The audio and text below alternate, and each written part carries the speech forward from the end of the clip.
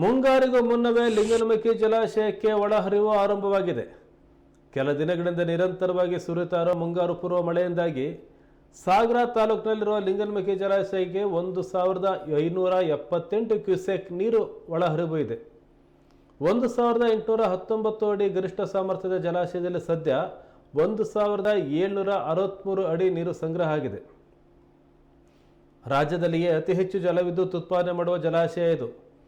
ಹೊಸನಗರ ಸೇರಿದಂತೆ ಜಲಾನಯನ ಪ್ರದೇಶದಲ್ಲಿ ಉತ್ತಮ ಮಳೆ ಆಗ್ತಾ ಇರೋದ್ರಿಂದ ಜಲಾಶಯಕ್ಕೆ ಒಳಹರಿವು ಆರಂಭವಾಗಿದೆ.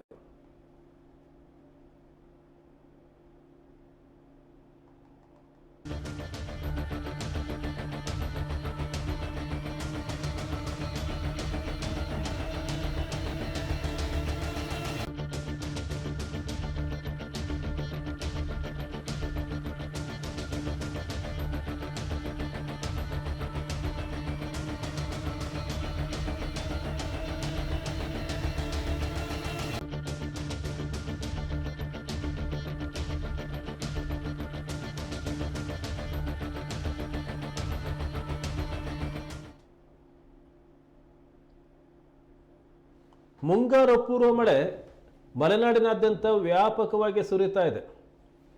ಸರಿಸುಮಾರು 15-20 ದಿನಗಳಿಂದಲೇ ಭಾರೀ ಮಳೆ, ಅದು ಮುಂಗಾರು ಪೂರ್ವ ಮಳೆ ಶಿವಮೊಗ್ಗ ಜಿಲ್ಲೆಯಲ್ಲಿ ಮತ್ತು ಅದರಲ್ಲೂ ಲಿಂಗನಮಕ್ಕಿ ಜಲಾಶಯದ ಜಲಾನಯನ ಪ್ರದೇಶದಲ್ಲಿ ಸುರಿತಾ ಇದೆ. ಹಾಗಾಗಿ ಲಿಂಗನಮಕ್ಕಿ ಜಲಾಶಯಕ್ಕೆ ಒಳಹರಿವು ಈಗಾಗಲೇ ಜಾಸ್ತಿ ಆಗ್ತಾ ಇದೆ, ಹೆಚ್ಚಾಗ್ತಾನೆ ಇದೆ. ಹಾಗಾಗಿ ಲಿಂಗನಮಕ್ಕಿ ಜಲಾಶಯ ವಿದ್ಯುತ್ ಉತ್ಪಾದನೆಗೆಂದೇ ಕಟ್ಟಿರ್ತಕ್ಕಂಥ ಜಲಾಶಯ. ಈ ಜಲಾಶಯಕ್ಕೆ ಈಗ ಒಳಹರಿವು 1578 ಕ್ಯೂಸೆಕ್ ಇದೆ.